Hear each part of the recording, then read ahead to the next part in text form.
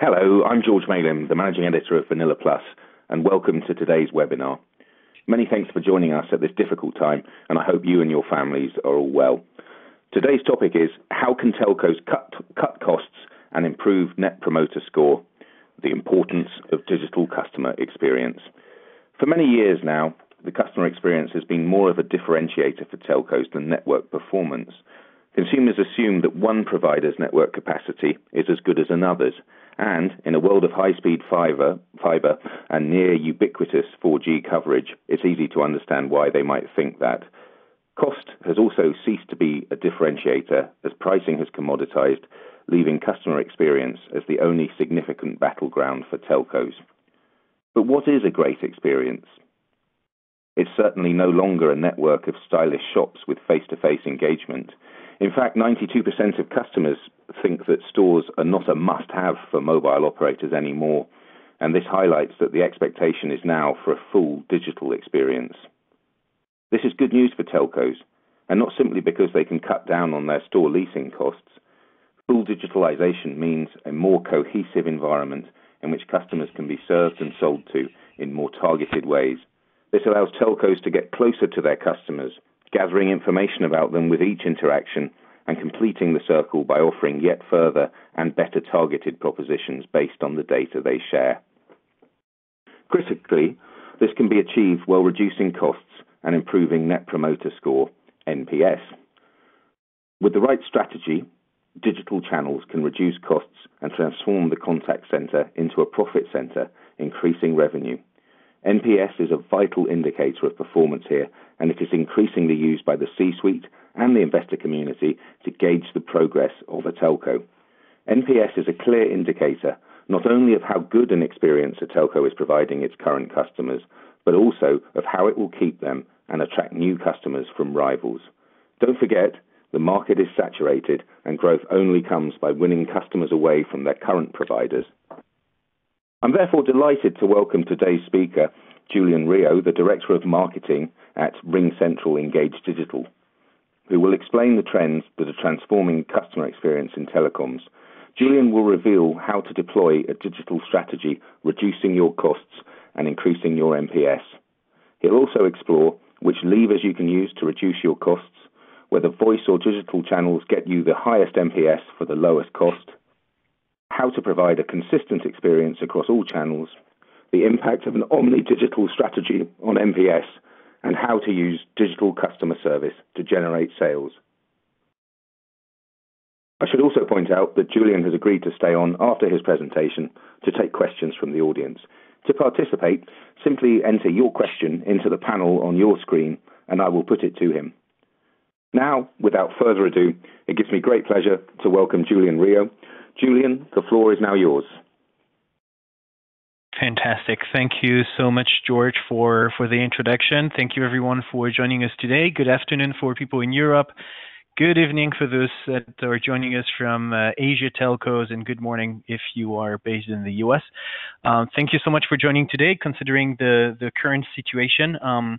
Hope you are safe and comfortable in your own home to attend this webinar. I believe the focus that we have today on cutting costs while improving Net Promoter Score is usually very important. It's even more important today given the situation that we are all facing. Having a digital customer experience strategy and focusing on digital transformation and new digital channels is incredibly important in the current context. So without further delay, let's jump into it. And I'm going to be sharing with you, before really talking about the strategy behind, I'm going to be sharing a few statistics about the market today so that we are all on the same page, and with a strong focus on what digital looks like and what customers' expectations are today, regardless of regions or markets. The first thing I'd like to point out here is that 72% of customers expect to be able to engage with your brand on their favorite channel. And I really insist that every word is extremely important in that sentence, meaning that people do expect to be able to use their favorite channel. They don't hope for it. They don't wish they could. They don't want to reach out on a specific channel. They expect that this is something that's available to them. And the reason for that is nowadays your biggest competitor is not another telco working in the same region as you. Your biggest competitors when it comes to customer experience is any other brand that your consumers, your customers are engaging with on a daily basis. Meaning you're directly competing with Amazon, you're directly competing with Uber, you're competing with Airbnb and so many other brands. Because as a consumer, once you had a fantastic customer experience with a brand, you know it's feasible, and you tend to have the same expectation for all the other brands you interact with. So customers today expect that they will be able to engage with you on their favorite channel. But the thing is, your favorite engagement channel is not something that's fixed. Actually, looking at statistics, in average, customers are using 7 different channels to engage with brands. And the reason for that is depending on the context, depending on the situation, depending on the type of problem, your favorite channel is going to be different. Whether you are in the sub or in your home, whether you are in the office or in a cab, whether you are dealing with your smartphone, a tablet, or desk computer, whether your problem is complex or very simple, whether it's about invoicing or technical issue, or maybe just a question about an offer available on the website, depending on all those different variables, your favorite channel is going to change. If you have a complex problem, maybe an email is convenient because you can, explain a lot of things and attach some documents. Maybe you have an urgent question and you'd rather talk to someone directly than pick up your phone. Maybe you're on the website ready to give your credit card information when you have a question, and then the live chat is the best potential channel. Or maybe, like many customers nowadays, you have a question at 3 a.m. in the morning on Sunday, and you don't want to wait for Monday morning to ask it, and you might want to use whatever messaging app that's convenient to you to ask a question and wait for the answer on the next day. And why am I bringing this up? Because 80% of adults today use messaging apps on a daily basis, whether we're talking about WhatsApp, Facebook Messenger, iMessage, or so many other messaging apps available out there. 80% of the adult population is using messaging apps on a daily basis to engage with friends, family, and peers. If you're talking about teenagers, we're talking about 91% of the population using these apps every single day. And this is really important simply because if your customers, if yourself are using these apps for communicating with people you care about on a daily basis, then it probably means that those are channels that you feel comfortable with, and those are the channels that you wish you could use to engage with brands as well. As a matter of fact, looking at our customers at RingCentral, looking only at telecom operators around the world, studying statistics from over 50 telco operators across all regions, what we observe if we look at channel usage for customer care purpose in the past 2 years, what we observe is the portion of messaging conversation has been consistently increasing year over year, quarter over quarter. And it actually took over from social channel. And a simple reason for that is messaging is nothing more than a social channel that has become more private, meaning that we had this explosion of social media platforms in 2007, mostly moving forward. More and more people used this platform, and it became incredibly popular because that was the first time in history that consumers had the ability to have discussions with brand in a public way. Instead of going to a store and complaining publicly in front of everyone, now you could finally raise your issues publicly on social media platform and be able to talk to brands directly.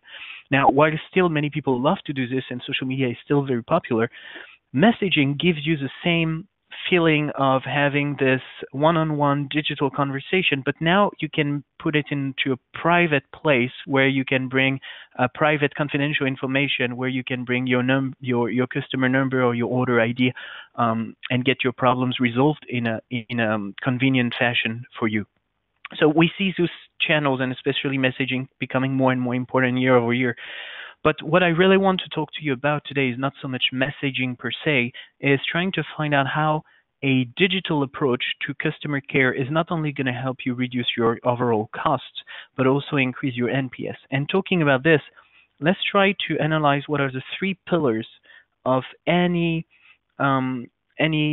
contact center project that you may have. Meaning, whenever you want to come up with a new contact center project, whether it's changing the organization, changing software, changing processes, there are really three pillars, three things you need to look into, because they're going to be able to define whether you want to make that switch or not. The first pillar, without much surprise, is cost. Is that going to be cost effective? Am I going to be able to save money or at the very least not spend more money than I'm already spending? But that's not enough. It's not all about cost. It's also about quality, meaning, am I going to be able, with this new, to build stronger relationship with my customers? Am I going to be able to satisfy them further? Am I going to be able to bring the quality level that my customers expect to a new high? And still, that's not enough. There is a third point that you need to consider whenever you deploy a new project within your contact center. The third aspect is value. And value is all about, am I going to be able, on one side, to reduce churn because I've satisfied my customers? Am I going to be able to reduce churn and keep this customer loyalty that's so important, especially in the telco sector? And the other thing is, am I going to be able to do cross-sells and upsells and generate new value for the company with this new project? So basically, whenever you deploy a new project, is it going to be cost-effective? Am I going to raise quality? Am I going to bring new value? Those are the three questions that you need to ask yourself. And those are the three elements that I'm going to bring up over and over again during this presentation, analyzing every aspect of digital customer care.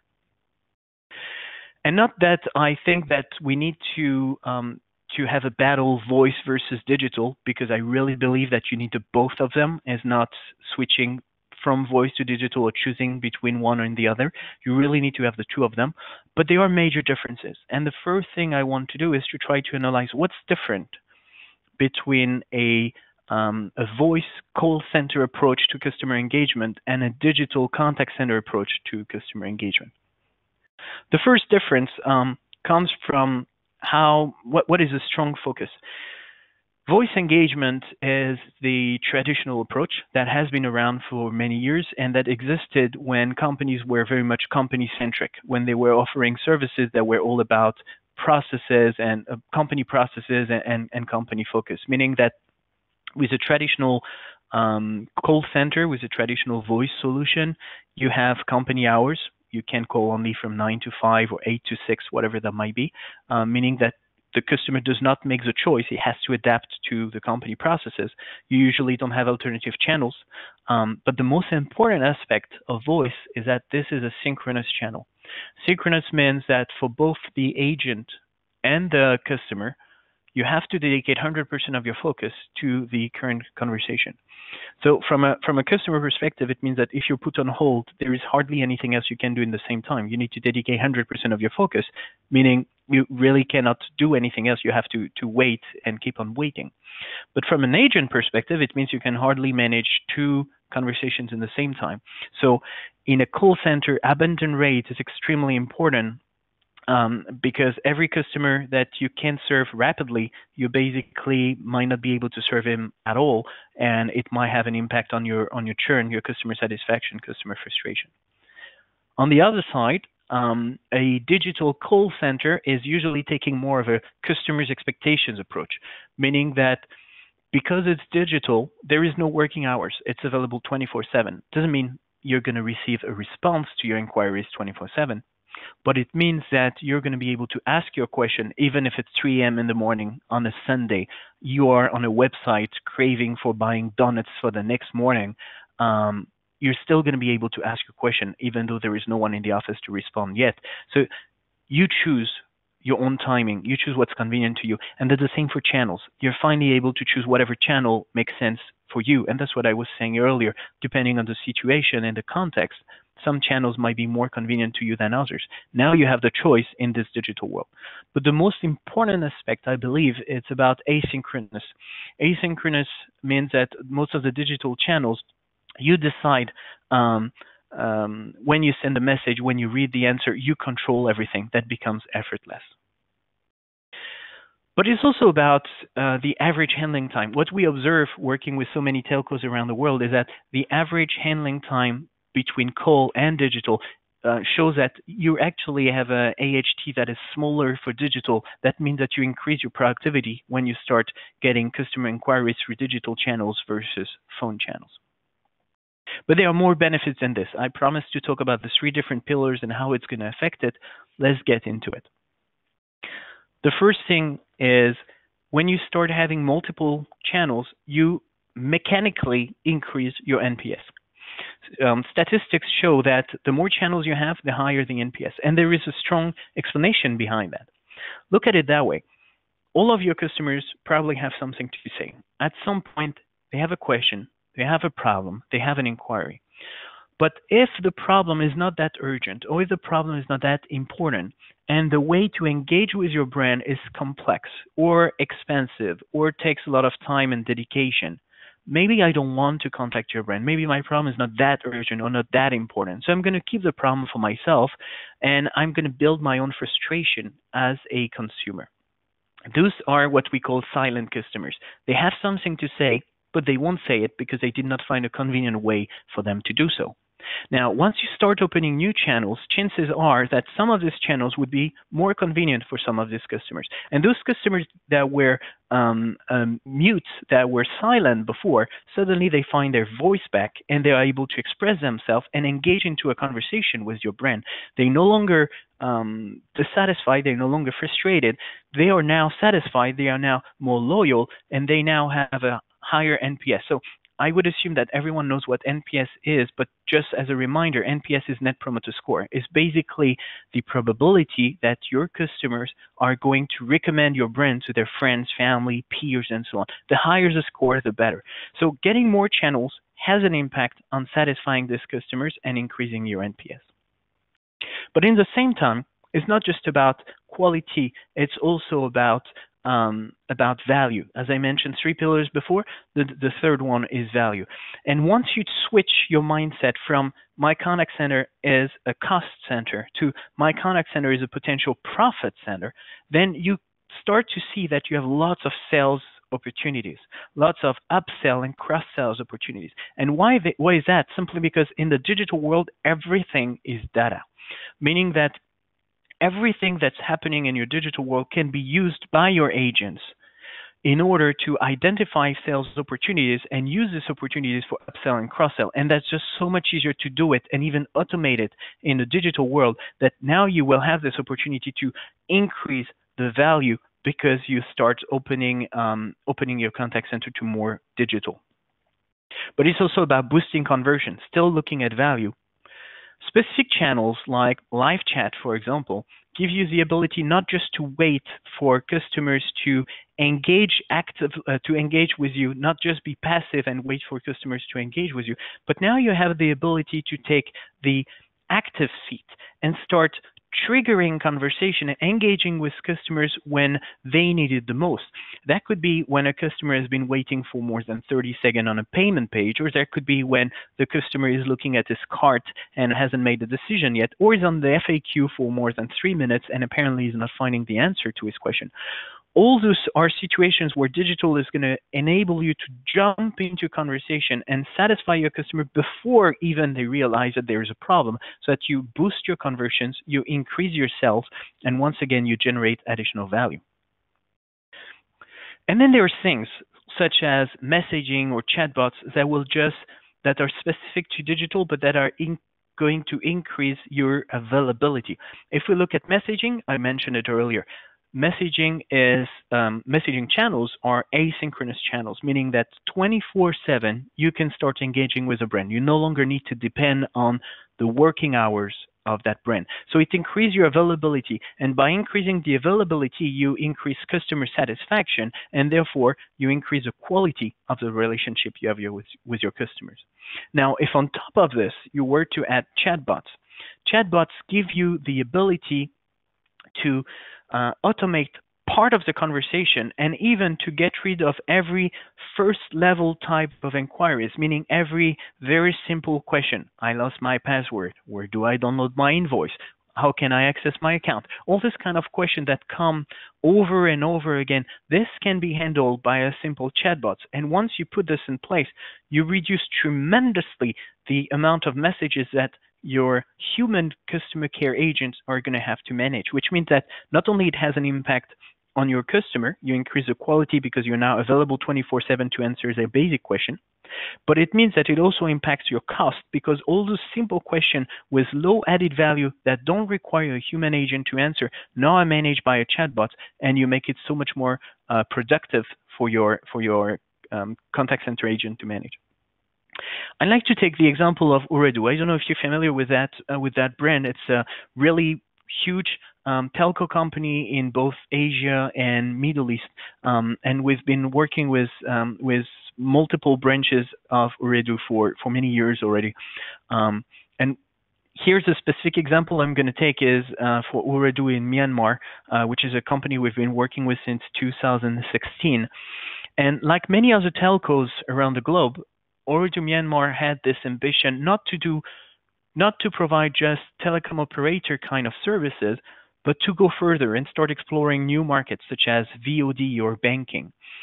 But they had that understanding that entering new markets is a challenge, and in order to succeed at doing so, you need to know your customers, you need to build loyalty, you need to engage with them in an efficient way.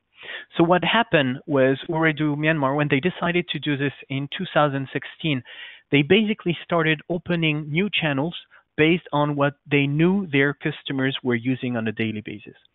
And what happened is this company that used to be 75% phone, 25% digital, in the span of 2 years only became 75% digital and 25% voice. And the way they did it is they actually did not change anything about their voice strategy. They did not cut any line. They did not reduce the number of staff working in their call center. The only thing they did is offering new digital channels to customers. And naturally, customers who were these silent customers with no voice that I mentioned earlier, now they found their voice back. Now they had the ability to engage and start a conversation.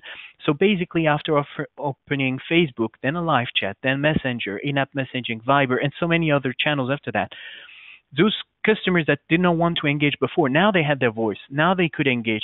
Now they could have proper discussion with the brand and start building that loyalty that is so important to telco operators around the world. So how to reduce costs? Because a strong aspect of everything we do in a contact center is all about cost. So we see that we can increase value, we can increase the quality, but what about the cost? How do we have a strong action on the cost? The first thing that you might want to look into when you get into digital is you need to rationalize what you're doing. Meaning that if you are doing email and live chat and Facebook Messenger and Facebook, YouTube, Instagram, Twitter, and whatever other channels, if you don't rationalize, meaning if you don't consolidate your tools and try to unify everything, you're going to end up managing multiple vendors, but also managing multiple platforms and increasing complexity. The first step to decrease costs is to try to unify everything you can to make the agents more efficient across channels, to increase consistency across channels in terms of customer experience, and to basically consolidate your cost. But that's just the first step. The second step is to realize that in a contact center, the highest cost is related to human. Basically, the human cost is much higher than what you pay for the furniture or what you pay for the environment, what you pay for the computer, what you pay for the software, and so on. The highest cost is the human cost. The problem with that is that 69% of workers today waste up to 60 minutes each and every day navigating between apps, moving from your CRM to your ERP, to your voice solution, to your Excel sheet, to your digital solution, and so on. So what you can do about it is looking at digital in a way where you integrate everything. Your CRM is integrated with your ERP, with your BI, with your digital solution. Once you start integrating everything together, once you start using SSO for single sign-on, making sure that your agents don't need to log in multiple platforms at the same time, switching from one window to the other, then things become way more efficient. Your agents no longer waste time, and those precious minutes that they are wasting each and every day no longer cost you extra money. It actually increases your productivity and brings extra money back to your budget. And then obviously there is automation. I mean, we are in a world where everyone talks about artificial intelligence, but whether it is artificial intelligence or less sophisticated type of technology, automation is incredibly important today because that is also where you're going to be able to save some cost. Looking at smart routing, for example, in your call center, you're probably using ACD for automatic distribution of all your calls, making sure that the right discussion end up with the right agent. Well, the same thing happens in digital. You have to think about automatic smart routing so that the right agent handles the right message from the start. Once you get that done, you're going to reduce the number of conversation transfer from in between agents, and therefore increase agent productivity on one side, which is saving cost, but also you're going to be able to reduce customer frustration that hate to be transferred from one agent to the other and have to re-explain the whole thing all over again. But it's not just smart routing. AI could also help with assisting your agents, for example, prompting the right answers coming from a knowledge base, analyzing every question so that your agents don't waste time trying to draft an answer on their own, but have all the knowledge they need to speed that process up so that they can handle more messages per hour, increase their productivity, and once again, save costs for you, as well as satisfy your customer that get faster answers. And chatbots. I mean, everyone is talking about chatbots nowadays. Chatbots can't do everything, but what they're great at is managing level 1 type of inquiries. Once again, I lost my password, where to find my invoice. If you set up a chatbot, not only you're going to increase the availability of your company services, but you're also going to be able to get rid of all the level 1 type of inquiry that probably represent a very large chunk of the inquiries you receive every single day. Once again, saving your costs while satisfying customers. And then the last piece is probably the most important considering today's situation, but if you're looking in long term, that's also something incredibly important. You have to enable agents to work remotely. Why you have to do that? There is a cost reason, there is a loyalty reason, and there is an efficiency reason. If you allow your agents to work remotely, it means that you might be able to reduce the cost when it comes to office equipment, furniture, supplies, and everything, which once again has a very important impact on your budget. But it's not just that. It's also that whether it is for safety, emergency purpose, or simply for the comfort of your own employees, you might want to have them work from home every now and then.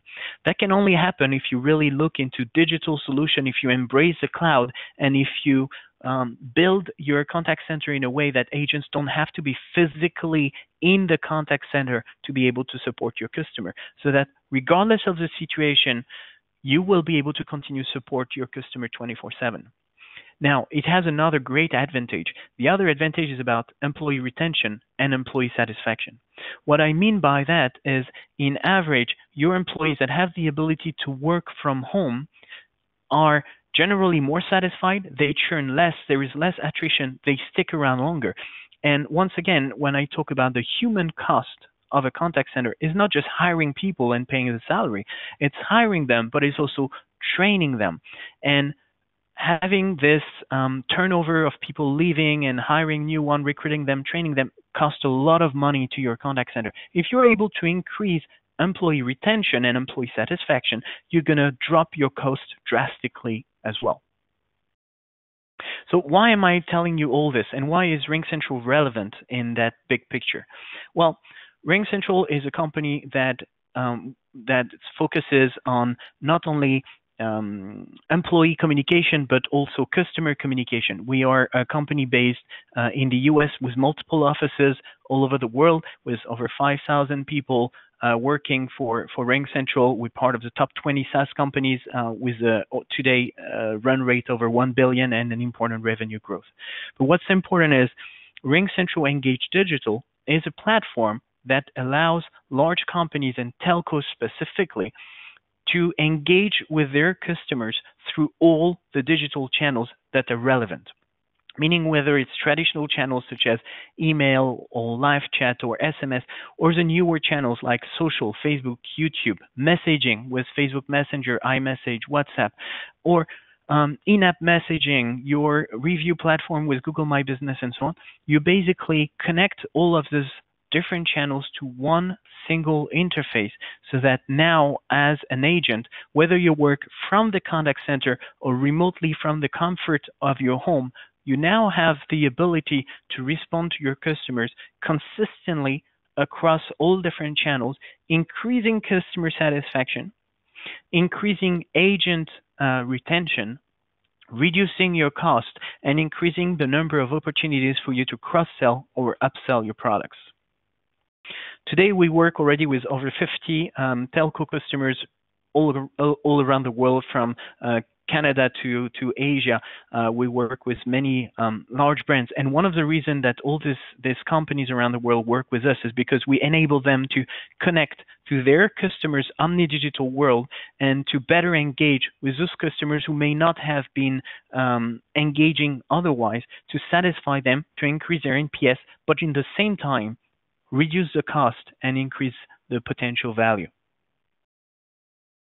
Now, when I say we work with telcos, we really work with any type of telcos today, meaning that could be the smaller ones all the way to the larger ones, telcos that do prepaid and telcos that do postpaid, those that have premium brands or more low-cost brands, those that are traditional offering telcos, and those that are purely digital players, so that do mobile banking or offer VOD services. We work with all these telcos because we've built RingCentral Engage Digital with telcos in mind for telcos, and that's how we are now providing this type of service for some of the leading telecom brands around the world. Now, I'd like to take a few key takeaways from that discussion today. As I promised earlier, everything that you do in your contact center is really evolving around three different aspects: cost, quality, and value. So the first aspect is cost.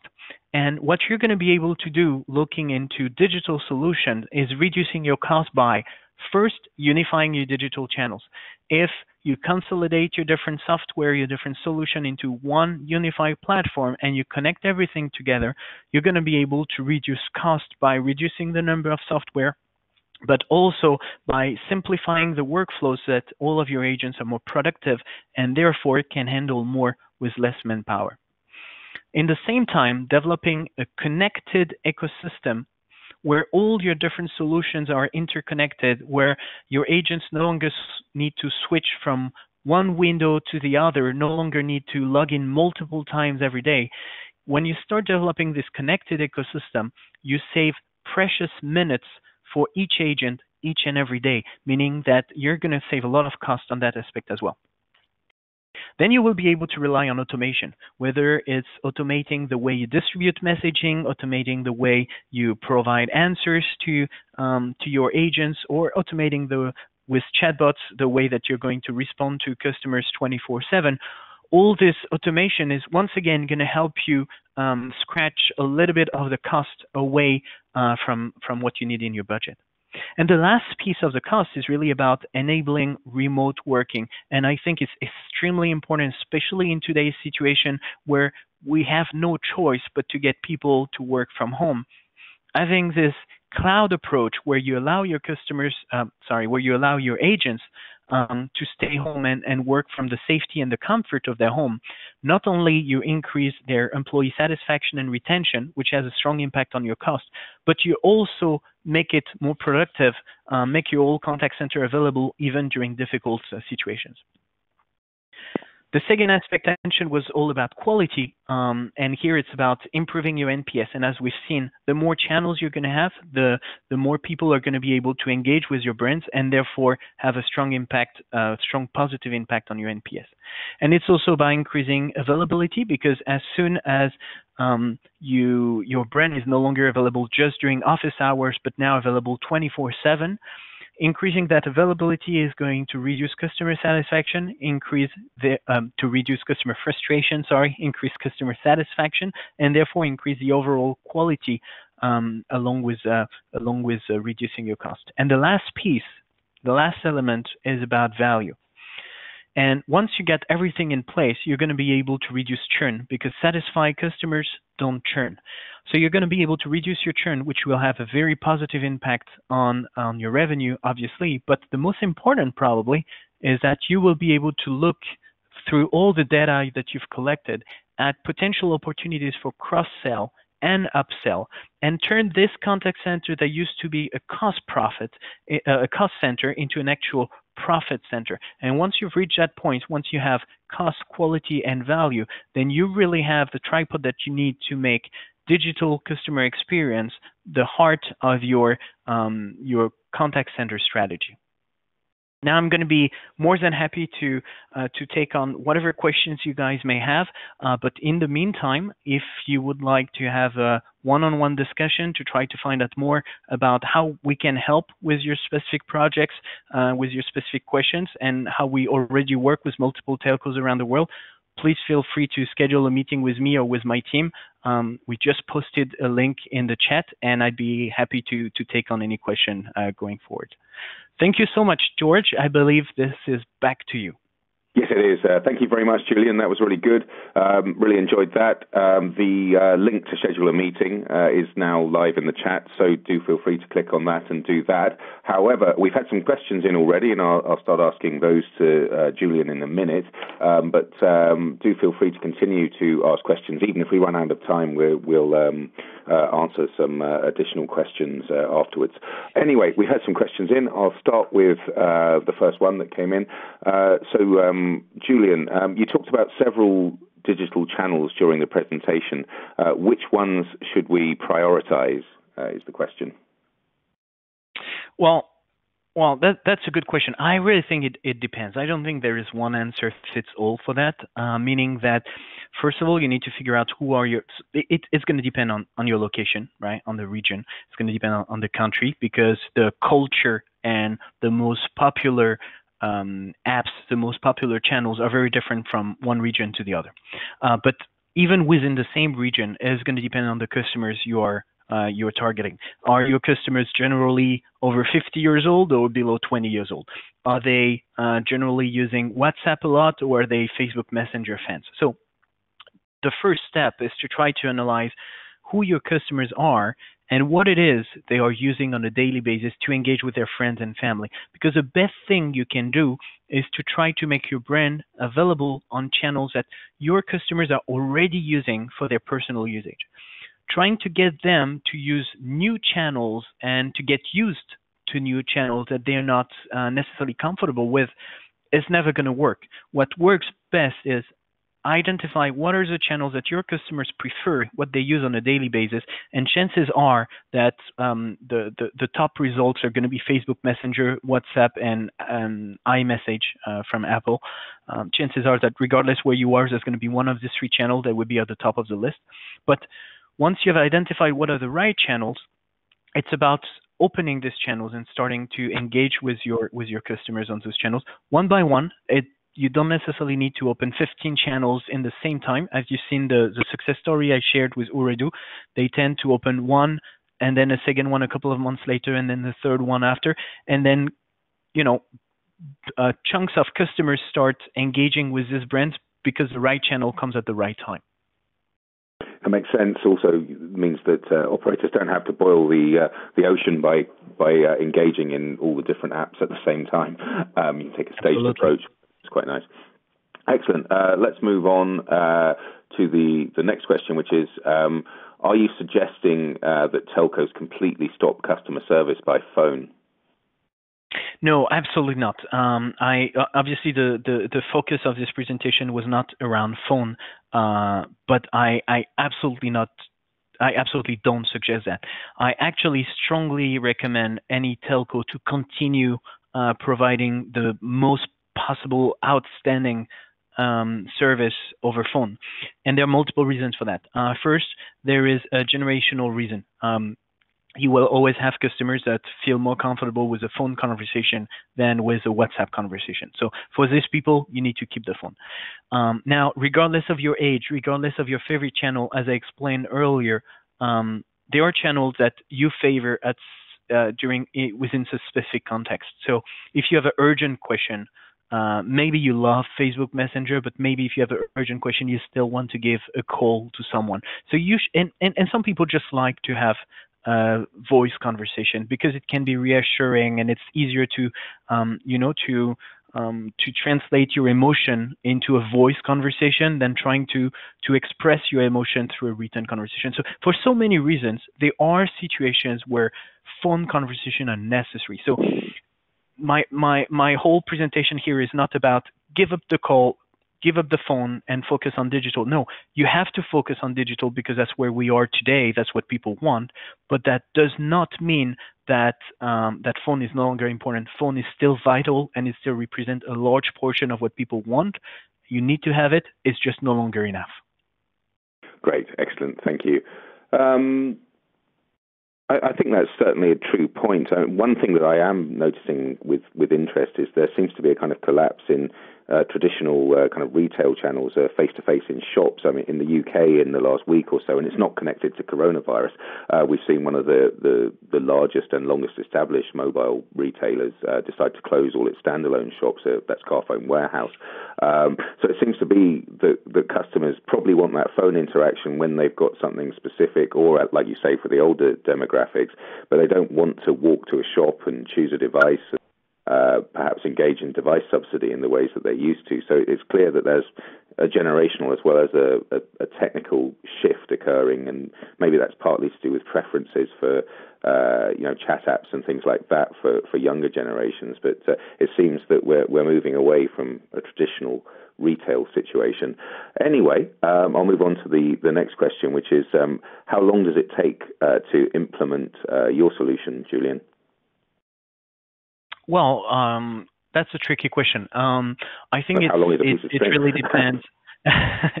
I think it really depends on what you need, where you want to start, how fast you want to go. Basically, deploying a solution such as RingCentral Engage Digital can be done within a couple of weeks. That can be extremely quick, or you might want to go into something way more complex where you want to integrate properly with your CRM, make sure it's connected to your ERP, connected to your BI, have a bunch of chatbots on top of it, and it might take a couple of months, 3 months to get that done. It really depends on how many channels you want, how complex you want it to be. So basically, it can be super quick, or it can be more complex. It really depends on your needs and what you expect from what you expect from that platform. But the great thing with the cloud, and RingCentral Engage Digital is obviously a cloud solution. The great thing about the cloud is it's not going to take you 2 years to deploy an on-prem solution where you have to maintain your own server locally and so on. That's going to be quick. That's going to be efficient. And the most important is probably you keep the power. You control what's happening. You can change your configuration anytime. And you can do it remotely. That's really the power of the cloud, and that's what happens with RingCentral Engage Digital here. Okay, excellent. I think we're running out of time now. There is a chance to still ask questions before we close. I'll also point out that when we do leave, you will be redirected to the meeting page, so you can schedule some one-to-one time with RingCentral. So I'll just wait and see if any further questions pop in from anybody. But it seems that Julien's done a really comprehensive job and there aren't any further questions. So that means that it only remains to say thank you to Julien Riot from RingCentral Engage Digital. And thanks also to our audience. I do hope you found the webinar useful, and we look forward to welcoming you to future Vanilla Plus webinars. Keep well and enjoy the rest of your day. So it's goodbye from me. Thank you so much, George. Goodbye, everyone.